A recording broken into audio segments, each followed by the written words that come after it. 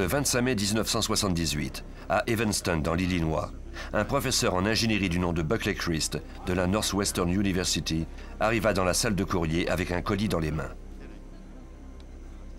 Son nom figurait sur le colis à titre d'expéditeur. Pourtant, il ne connaissait pas l'homme à qui il l'avait présumément envoyé. Le garde de sécurité Terry Marker lança à la blague qu'il s'agissait peut-être d'une bombe.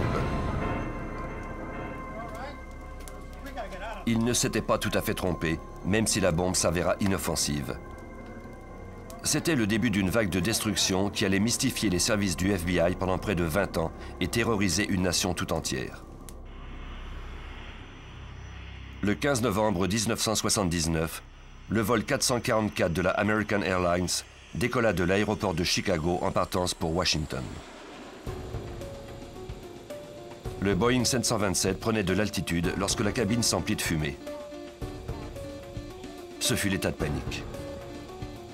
L'avion dut atterrir à l'aéroport Dulles en Virginie. Plus d'une dizaine de personnes furent incommodées par la fumée et durent recevoir les soins requis. L'un des fils de la bombe avait mal été fixé. Heureusement, sinon plus d'une centaine de personnes auraient perdu la vie. Aux États-Unis, poser une bombe dans un avion est un délit de juridiction fédérale. On fit appel à l'agent Chris Roney du FBI pour examiner la bombe.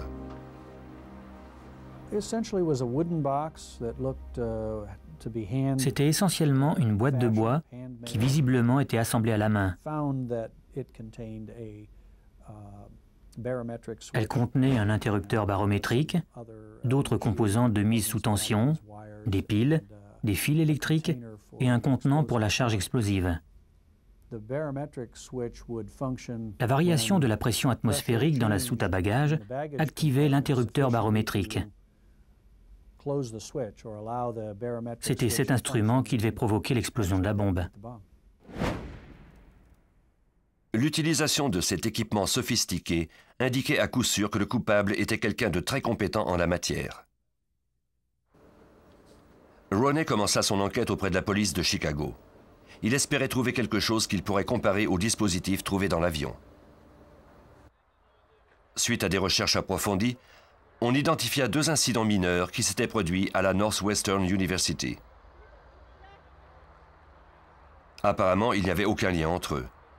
Lors du premier incident, Terry Marker avait été blessé.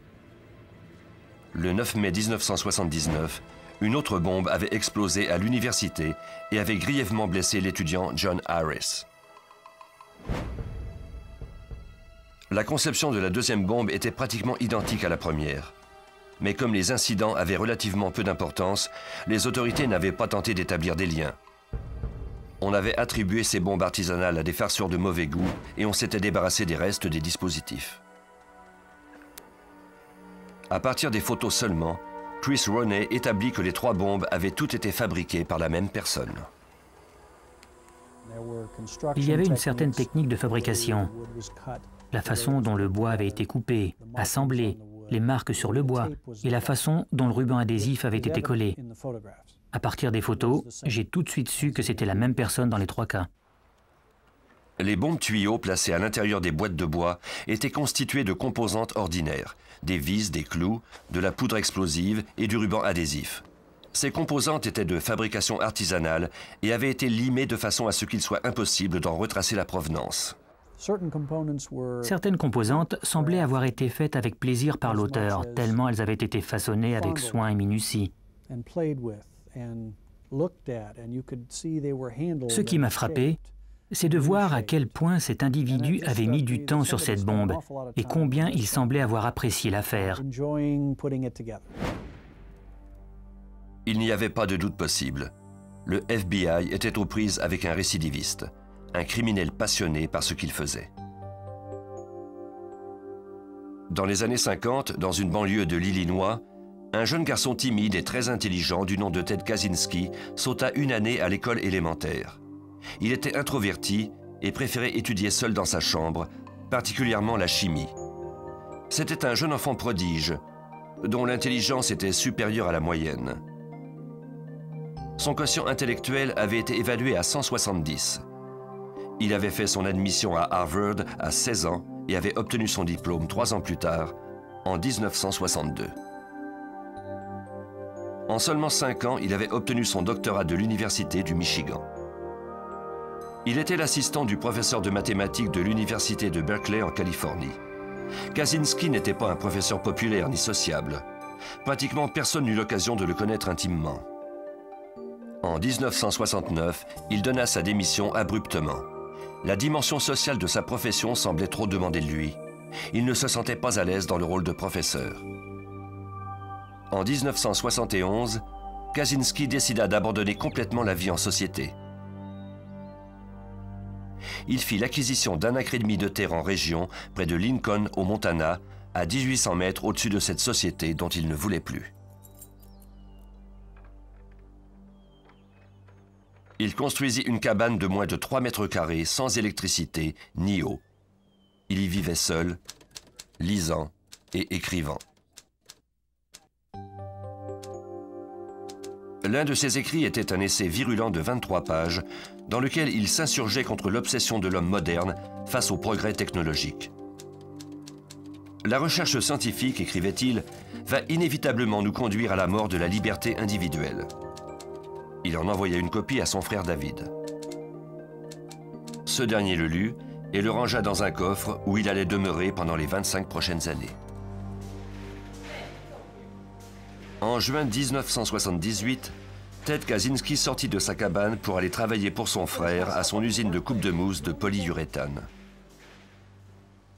Son comportement bizarre finit par dépasser les bornes. Ted insulta une de ses collègues de travail qui avait refusé ses avances sexuelles. Son frère dut le renvoyer. Ted était rongé par le ressentiment. Il retourna vivre dans sa cabane au Montana, jurant de ne jamais revoir sa famille. Ce surdoué introverti était frustré de n'avoir pu s'intégrer socialement. Il devint encore plus solitaire, convaincu que l'homme moderne était incapable de le comprendre.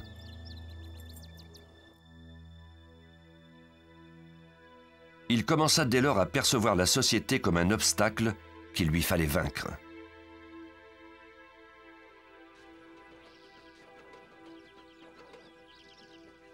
Avec le temps, Ted s'habitua à sa vie de reclus. Il faisait tout pour être autonome et cultivait même ses propres fruits et légumes. Il avait peu de contact avec le monde extérieur, préférant la compagnie de la nature sauvage du Montana.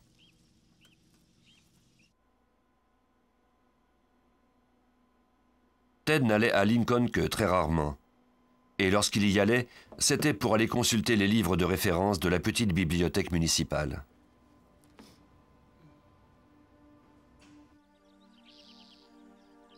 Le 3 mai 1980, il se rendit à Lincoln sur le vélo qu'il avait fabriqué lui-même. Cette fois-ci, il n'irait pas à la bibliothèque. Il prit l'autobus d'Helena et loua une chambre au Helena Park Hotel. Le lendemain, il prit la direction de la côte ouest. Il avait une affaire pressante à régler.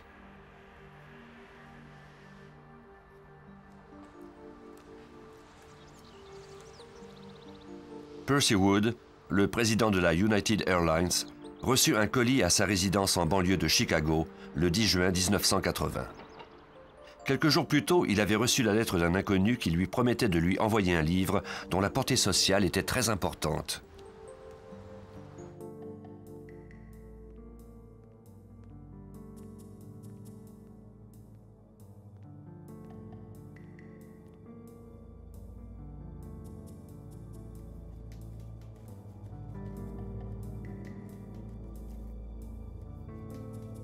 Wood ouvrit le colis au-dessus du comptoir de sa cuisine.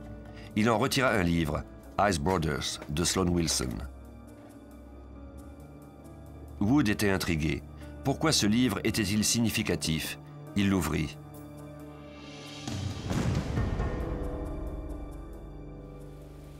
Il passa à un doigt de la mort. Le terroriste s'était considérablement amélioré. C'était sa 4e bombe et sa plus puissante jusqu'à présent. Les experts en explosifs du FBI et de l'ATF, le Bureau de l'alcool, du tabac et des armes à feu, se rendirent sur les lieux. Ils reconnurent immédiatement la signature du terroriste. À chaque fois, il s'agissait de bombes tuyaux et leur fabrication toujours la même. Sur cette bombe, cependant, le terroriste avait laissé une carte de visite.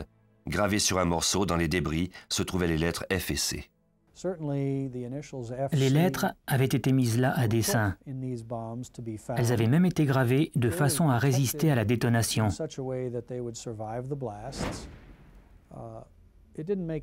Il n'y avait pas d'autre explication ni aucune autre fonction à leur présence.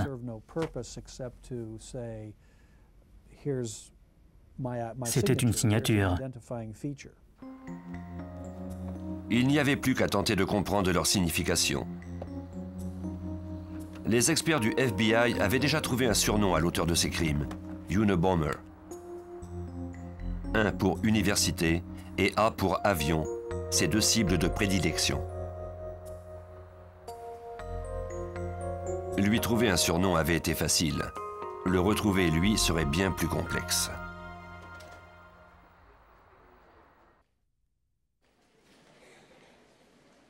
En 1981, les lettres FC étaient l'indice le plus important dont disposait le FBI à propos de Unabomber. Les agents vérifièrent les antécédents de milliers de personnes avec ces initiales. Pendant ce temps, le terroriste continuait sur sa lancée. En octobre, on retrouva un colis dans un immeuble de l'université de l'Utah.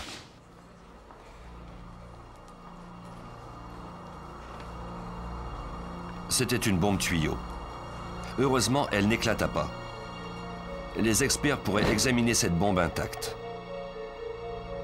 Peut-être leur serait-il possible de retracer une de ses composantes, mais cela prendrait du temps. Unabomber était toujours actif.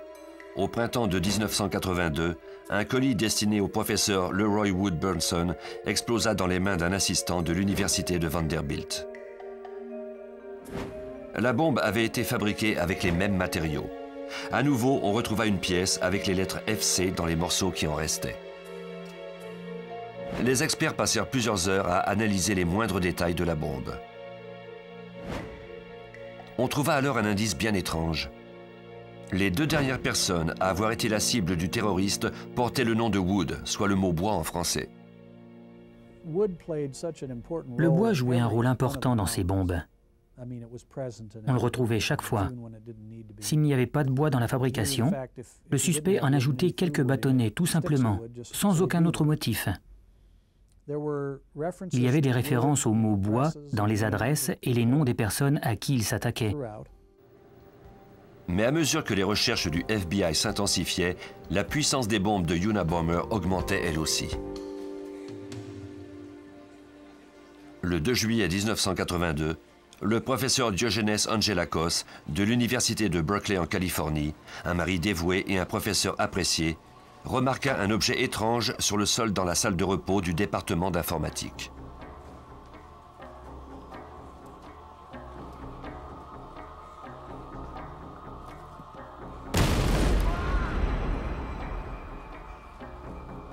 L'explosion le blessa gravement. Ses doigts furent déchiquetés. Il était au sol dans un état semi-comateux lorsqu'il trouva un mot dactylographié. Woo, cela fonctionne, je te l'avais dit. RV.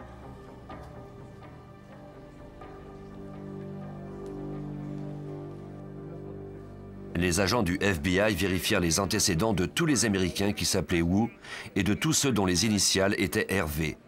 La tâche était monumentale. Mais ils ne trouvaient rien. C'était un stratagème.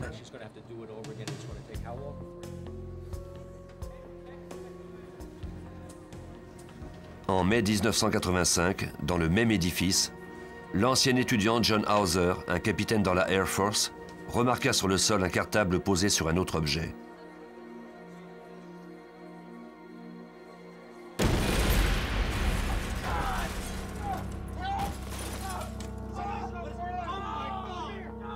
Hauser venait tout juste de poser sa candidature pour recevoir un entraînement d'astronaute.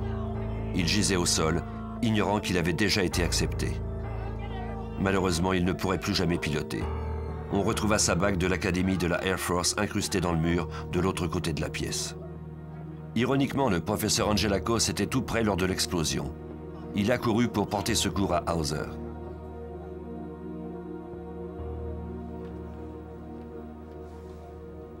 Les enquêtes menées par les agents du FBI, de l'ATF et du service des postes américains avaient fini par devenir frustrantes, tellement elles n'avançaient pas. Le 8 mai 1985, la société Boeing, située à Auburn, dans l'État de Washington, reçut un colis. Il était lourd et on y avait apposé trop de timbres. Un employé du service du courrier se méfia et il appela le service de sécurité. Une radiographie du colis permit de déterminer qu'il contenait une bombe tuyau. Les lettres FC avaient été gravées à chacun des bouts. Si l'employé avait ouvert ce colis, il est fort probable qu'il serait mort ainsi que ses collègues à proximité.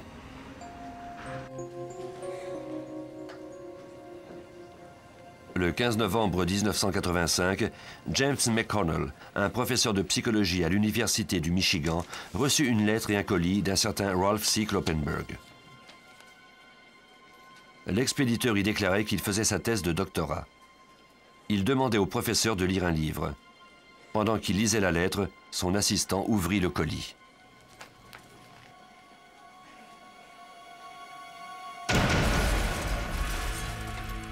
L'explosion blessa gravement l'assistant et fit exploser les tympans de McConnell.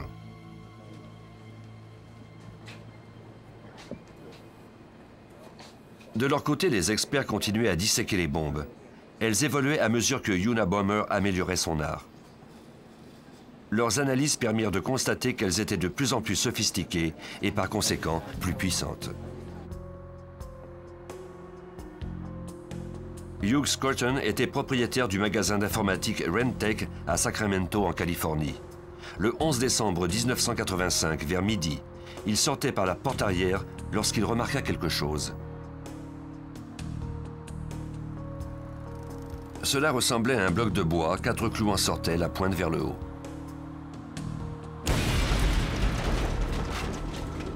L'explosion fut dévastatrice. La poitrine de Scruton fut complètement ouverte, laissant son cœur à découvert. Unabomber était devenu un meurtrier. La bombe qui avait tué Hugh Scruton était la plus puissante. C'était un tuyau à l'intérieur d'un autre tuyau. Elle était de fabrication similaire aux autres. On y avait également gravé les lettres FC de chaque côté.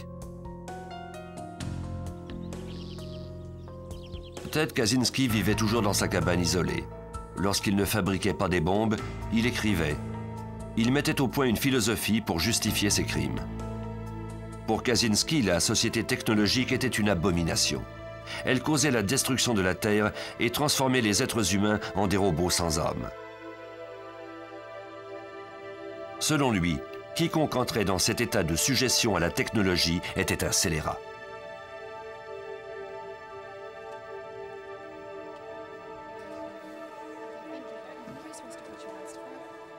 Le 20 février 1987, en regardant par la fenêtre de son bureau, la secrétaire du magasin d'Electronic Cam de Salt Lake City aperçut un homme dans le stationnement en train de déposer un objet au sol.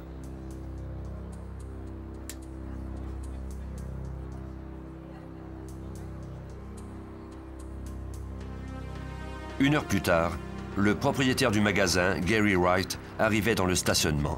Il remarqua l'objet. C'était un bloc de bois d'où sortaient 4 clous, les pointes vers le haut.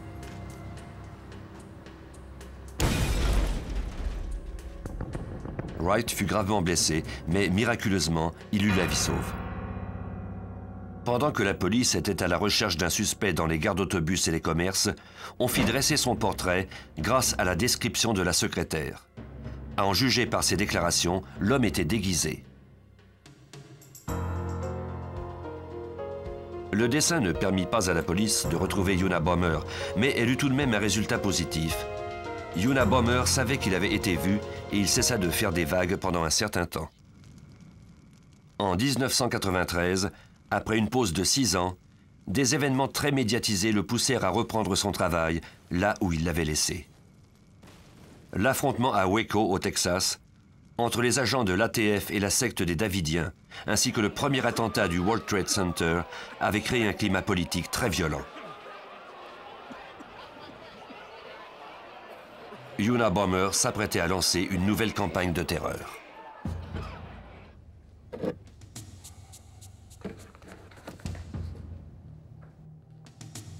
Charles Epstein est un généticien renommé de l'Université de San Francisco. Le 22 juin 1993, il s'assit à la table de sa cuisine pour ouvrir son courrier, notamment une enveloppe coussinée qu'il venait de recevoir.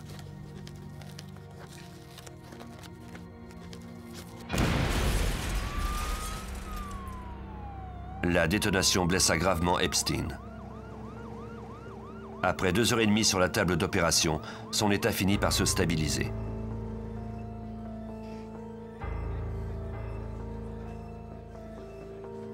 Deux jours plus tard, soit le 24 juin, David Gelernter, un éminent expert en informatique de l'université de Yale, arriva tôt à son bureau pour ouvrir son courrier de la veille.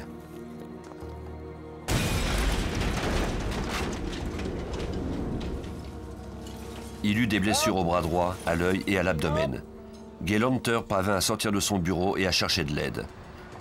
Quelques heures après l'explosion de la bombe destinée à Gelernter, le New York Times reçut une lettre. Elle provenait d'un soi-disant groupe d'anarchistes appelé FC qui revendiquait les dernières bombes. Le FC promettait de leur envoyer bientôt de nouvelles informations. Il donnait également aux responsables du Times un numéro d'identification pour qu'ils puissent s'assurer de l'authenticité des prochaines communications. Ce numéro était le 553 25 43 94. Le FBI découvrit qu'il s'agissait du numéro d'assurance sociale d'un ex-prisonnier en liberté conditionnelle de la Californie. Fait incroyable, il avait les mots « Pure Wood », bois pur, tatoués sur son bras. Une enquête permit rapidement de prouver qu'il n'était pas Unabomber. On découvrit alors un autre indice important. En analysant le papier de la lettre adressée au New York Times, on pouvait distinguer la trace à peine visible d'une note manuscrite, appelée Nathan R. mercredi à 19h. C'était la première piste importante donnée par Unabomber. Le FBI interrogea plus de 10 000 personnes prénommées Nathan et dont le nom de famille commençait par la lettre R. Leur recherche ne donna malheureusement rien. Cette dernière vague d'activité obligeait le FBI à mettre les bouchées doubles. Une escouade spéciale formée d'agents du FBI, de l'ATF et d'inspecteurs du service des postes fut formée.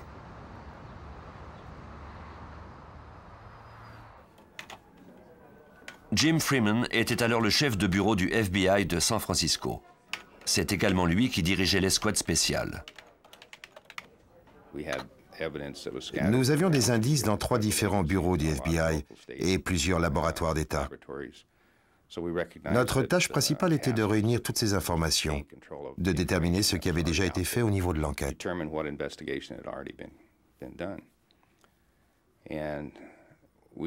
Et c'est ainsi que nous avons décidé d'enquêter à nouveau sur tous les crimes perpétrés par Unabomber. Pendant que l'escouade spéciale travaillait d'arrache-pied, Kaczynski poursuivait sa croisade anti-modernisme. Le 10 décembre 1994, Thomas Moser, cadre d'une agence de publicité, ouvrait son courrier à sa résidence de Caldwell, au New Jersey. Sa femme et leurs 2 filles étaient à l'étage. Il examinait un petit colis sur lequel on avait apposé trop de timbres. Il provenait d'un certain H.C. Wickel, du département des sciences économiques de l'Université de San Francisco. Cette explosion fut la plus dévastatrice. Thomas Moser fut décapité instantanément. Grâce à tous les éléments de l'enquête entourant Unabomber, l'agent Moonell avait fabriqué des répliques de ces bombes à partir des débris recueillis sur les diverses scènes de crime. Tout comme les 15 premières bombes, cette dernière était incontestablement le résultat du travail de Unabomber. Quelques mois plus tard, Ted Kaczynski se prépara à demeurer un certain temps sur la côte ouest. Ce voyage serait le plus occupé jusqu'à ce jour. Le 19 avril 1995, Kaczynski était dans la baie de San Francisco lorsque la bombe de près de 1000 kg d'essence de Timothy McVeigh détruisit l'immeuble Alfred P. Murrah à Oklahoma City, tuant 168 personnes. Cet événement n'eut aucun effet sur les plans de Ted. Le lendemain, soit le 20 avril, la nation n'était pas encore remise de la dévastation d'Oklahoma City que Kaczynski posta 4 lettres et un colis. Quelques jours plus tard, le courrier arriva sur la côte Est. La première lettre était destinée au New York Times. L'agent spécial Terry Turchie du FBI était alors le commandant en second de l'escouade spéciale. Dans la lettre adressée au New York Times, il revendiquait la responsabilité des attaques de Thomas Mother, Charles Epstein et David Gelernter. Il mentionnait aussi certains de ses objectifs. Il déclarait avoir l'intention d'envoyer un manuscrit ou un essai au journal et il désirait qu'il le publie. S'ils acceptaient, il promettait de ne plus commettre d'actes de terrorisme.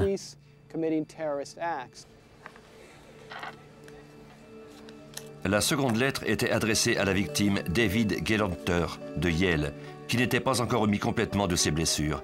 La lettre était sarcastique. Professeur Gelernter, les individus qui ont des diplômes ne sont pas aussi intelligents qu'ils le croient, écrivait-il. Si vous aviez eu la moindre cervelle, vous auriez compris que beaucoup de gens détestent amèrement la façon dont les techno-ringards de votre trempe tentent de changer le monde.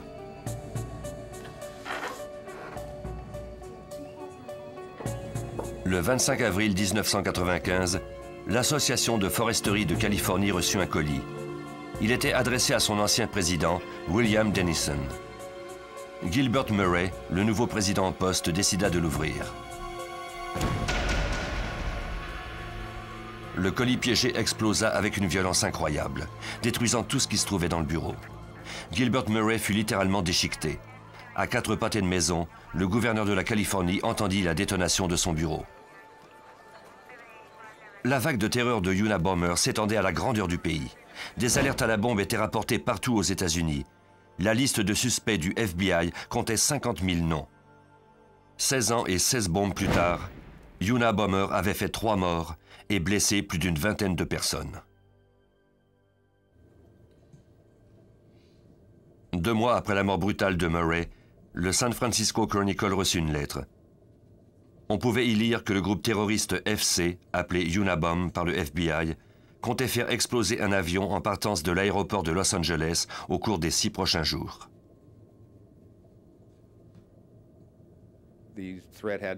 Nous avons pris cette menace au sérieux parce que Unabomber avait effectivement déjà posé une bombe sur un avion. Elle n'était pas assez importante pour que l'avion explose en plein ciel, mais nous savions qu'il avait fait des progrès et qu'il en était sans doute maintenant capable. Les agents du FBI prirent des mesures de sécurité extraordinaires. Les gardiens ne laissaient passer personne qui n'avait pas déjà son billet d'avion. Tous les sacs furent fouillés. Des chiens renifleurs vérifiaient absolument tout. Le service postal interrompit le transport de courrier par avion à bord des vols commerciaux. On interrogeait les passagers qui avaient des sacs de voyage. On leur demandait s'ils l'avaient eu sur eux en tout temps, s'ils avaient eux-mêmes fait leur bagage. C'est ce genre de questions que nous avons commencé à poser ce jour-là à l'aéroport de Los Angeles. Le même jour que celui où le San Francisco Chronicle reçut la menace à propos de l'aéroport, au Washington Post, on recevait de FC un manifeste de 56 pages dactylographiées. Le New York Times reçut quant à lui une copie carbone du manifeste le lendemain et le magazine érotique Penthouse 2 jours plus tard. La lettre destinée aux responsables du Post et du Times mentionnait les conditions et les termes de la publication du manifeste. L'auteur acceptait de cesser d'envoyer des bombes si on le publiait. Pour l'agent spécial Terry Turchie et l'escouade spéciale, la réception de ce manifeste était une chance inespérée. Bien sûr, quand nous avons reçu le manuscrit du Unabomber, c'était une information très importante. Nous savions que c'était ce que nous attendions, et que cela nous permettrait peut-être d'identifier Unabomber. Le manuscrit était intitulé « La société industrielle et ses conséquences ». C'était un manifeste contre la technologie, la génétique, le gauchisme, le conservatisme et la société moderne en général.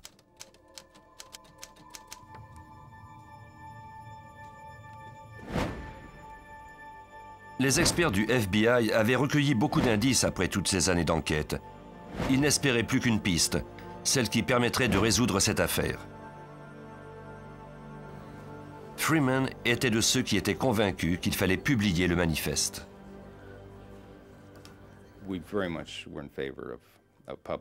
Nous étions en faveur de sa publication après avoir lu le document, parce qu'il était évident que cet individu avait développé cette philosophie au fil de plusieurs années.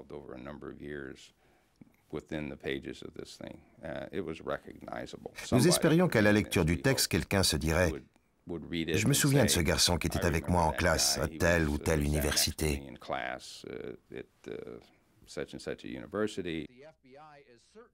Après maintes discussions entre le directeur du FBI, le procureur Janet Reno, les responsables du Washington Post et du New York Times, on en vint à la décision de le publier.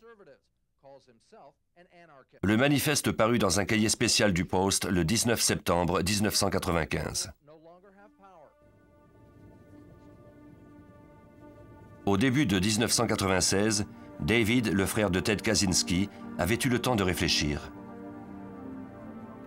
Il avait appris qu'il y avait une relation entre Chicago, leur ville d'enfance, en plus de Berkeley et Salt Lake City et Unabomber. Il était intrigué par cette série de hasards. Il obtint une copie du manifeste et commença à le lire. Il espérait ainsi pouvoir s'assurer que son frère n'était pas l'auteur de ces crimes. Mais à la lecture du document, il fut terrifié. Il reconnaissait le langage et le contenu du manifeste. C'était identique à certains écrits de son frère Ted. David fouilla dans les documents et les lettres de son frère et les compara au manifeste.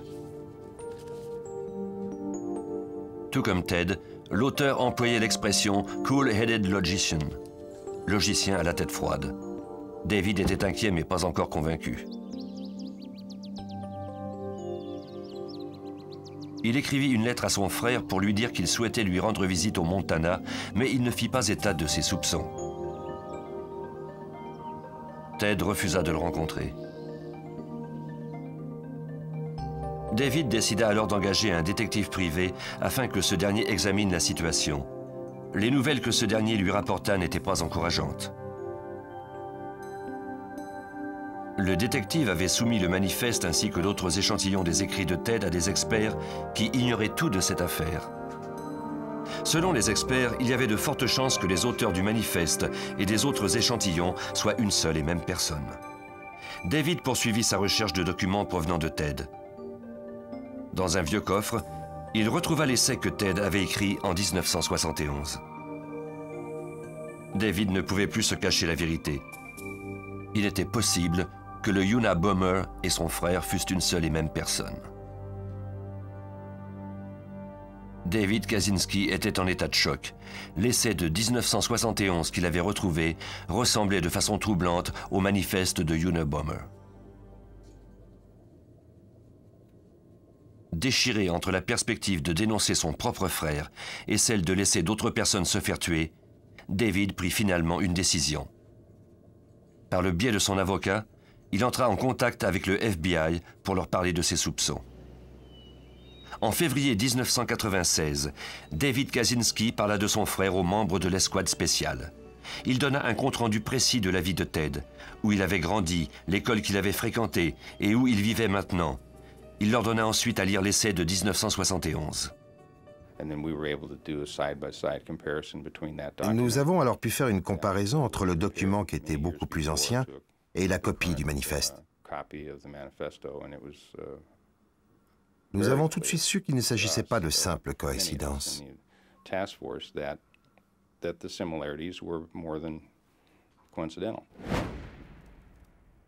Les experts du FBI analysèrent l'essai et découvrirent plus de 160 ressemblances entre les deux documents, notamment des expressions et des fautes d'orthographe et ainsi de suite.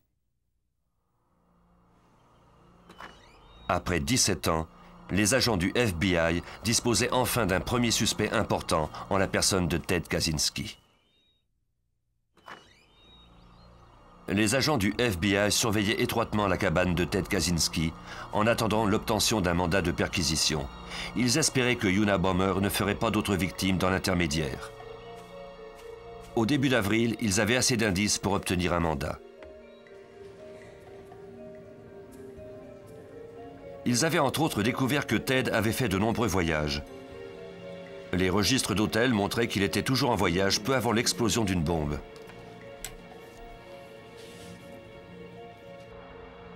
L'agent Terry Turchi soumit un affidavit de 65 pages relatant les détails de l'affaire contre Ted Kaczynski et demandant la permission de fouiller sa cabane.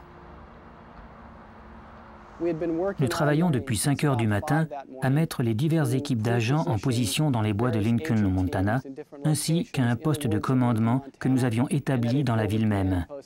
Chacun avait un rôle déterminé à jouer. Nous disposions également d'une équipe d'experts qui se trouvait à un autre poste de commandement. Nous étions tous prêts lorsque le mandat nous a été accordé.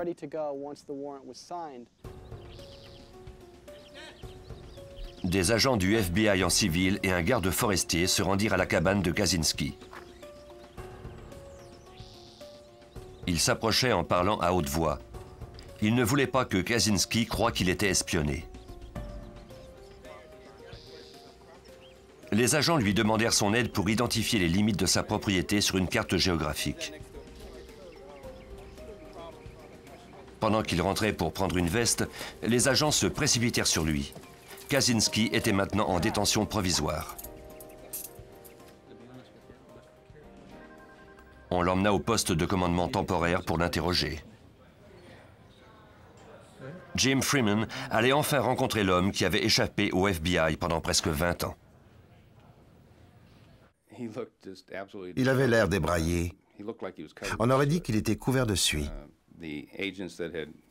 Les agents qui lui ont pris les bras pour le maîtriser avaient de la suie sur les mains. Kaczynski nia toute accusation et refusa de dire s'il avait des bombes. Au cours de l'interrogatoire, on commença la fouille de sa cabane. On traita les lieux comme s'il s'agissait d'une véritable bombe. On pouvait présumer qu'il y avait des explosifs. Kaczynski avait même peut-être piégé sa cabane. Des équipes spécialisées dans les explosifs y pénétrèrent. Ted Kaczynski n'avait pas encore été inculpé. Les experts qui fouillèrent sa cabane trouvèrent assez de preuves pour l'inculper de possession de matériaux reliés à la fabrication de bombes. Il y avait des tuyaux, des produits chimiques, des fils électriques, des piles et des boîtes de bois. Ces découvertes permettraient aux agents de prolonger la détention de Kaczynski pendant que des fouilles plus exhaustives seraient effectuées. L'agent spécial et expert en explosifs Donald Sachleben devait trouver le plus grand nombre d'indices possibles pour obtenir un mandat d'arrestation. Il se rendit immédiatement à Helena pour présenter sa pétition au juge. Sachleben travaillait sur l'affaire Unabomber depuis plusieurs années. Je rentrais à Helena ce soir-là lorsque Pat Webb et moi-même, qui travaillons sur cette enquête depuis si longtemps, nous nous sommes regardés en nous disant que c'était peut-être le début de la fin. C'est à ce moment-là que nous avons vraiment compris que nous avions enfin mis la main au collet du Unabomber. Ted Kaczynski fut gardé en détention pour la nuit jusqu'à ce qu'on puisse procéder formellement à son arrestation le lendemain matin. La télévision nationale diffusait des images de lui, marchant dans la rue, accompagné des policiers. Il était l'incarnation même de l'ermite excentrique. Le lendemain, il comparut devant un juge d'Helena et fut accusé de posséder du matériel pour fabriquer des bombes. La fouille de la cabane se poursuivait. C'était une véritable mine d'or, mais il fallait être très prudent. Les indices recueillis à pas de tortue étaient cependant très incriminants. Il y avait toute une série de cartables contenant des pages et des pages de modèles de bombes qui correspondaient à celles que Unabomber avait fabriquées. Il y avait également de la poudre explosive du type de celle de Unabomber, des lingots d'aluminium et des copeaux d'aluminium, autant de composantes importantes dans la fabrication de bombes. On trouva également le chandail à capuchon et les lunettes fumées décrites par un des témoins. L'agent Thomas Mannel, qui a analysé les bombes de Unabomber, était également sur les lieux. Parmi les autres indices dans la cabane, il y avait des composantes électriques et des fils semblables à ceux qu'on trouvait dans la majorité des dispositifs de Unabomber. Nous avons trouvé un interrupteur artisanal identique à 3 interrupteurs déjà placés dans des bombes.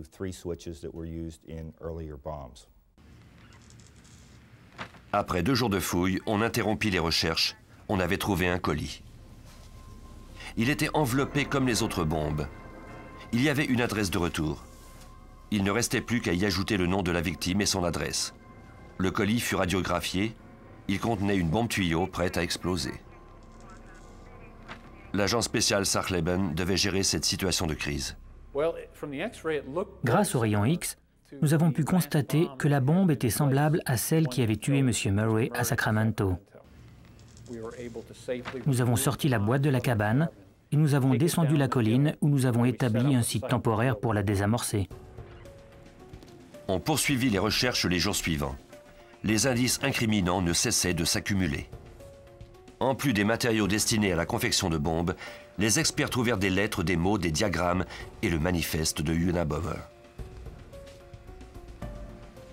Il restait encore à trouver la preuve irréfutable de l'implication de Ted Kaczynski, la machine à écrire qu'il avait utilisée pour rédiger son manifeste.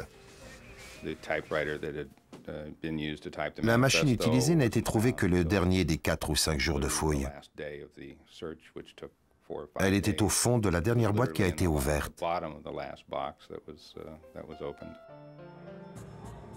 En tout, il avait fallu 11 jours de recherche pour examiner le contenu d'une cabane de 2,40 mètres carrés, mais ce travail minutieux avait porté fruit.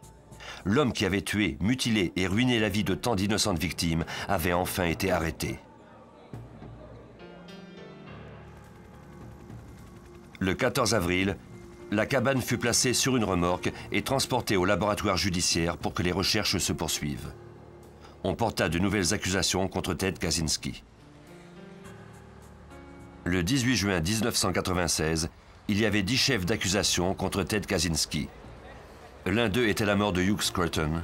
Il y avait 3 chefs d'accusation pour les blessures de Charles Epstein, 3 pour la mutilation de David Gelorter et 3 pour la mort de Gilbert Murray. Ce dernier aurait d'ailleurs célébré son 48e anniversaire à cette date.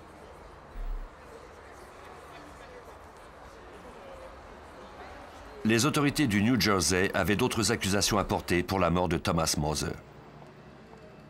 Le 12 novembre 1996, des visiteurs triés sur le volet entraient dans la salle d'audience de la cour de Sacramento pour assister au procès tant attendu de Ted Kaczynski. Dans la première rangée se trouvait David, le frère de Ted et sa mère, Wanda Kaczynski. Lorsque Ted entra dans la salle, il tourna le dos aux membres de sa famille et ne les salua pas. Les avocats allaient débuter quand Ted se leva et demanda un nouvel avocat. Quelques jours plus tard, le juge ordonna que Kaczynski subisse une évaluation psychologique. La psychiatre Sally Johnson passa plusieurs jours avec Ted Kaczynski. Elle en conclut que ce dernier était mentalement malade, mais qu'il était cependant apte à subir son procès. Les preuves contre Ted Kaczynski étaient imposantes. Le FBI se préparait depuis 17 ans. Les experts avaient reconstruit et conservé toutes les bombes reliées au crime de Unabomber.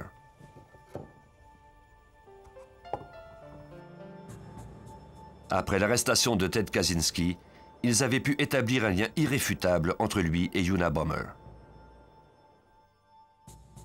La vie de réclusion qu'avait choisi ce dernier ne serait plus un choix qu'il pouvait faire.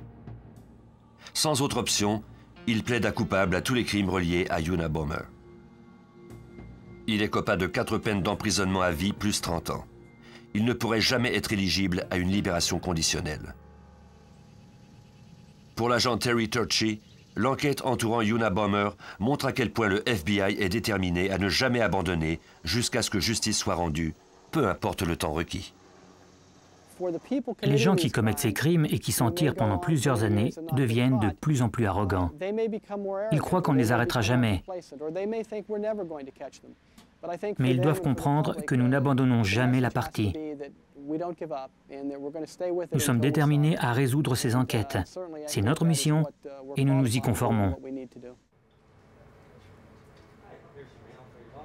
En juin 1998, Joanna Lee, l'assistante de l'éditeur Simon Schuster Publishing, reçut une lettre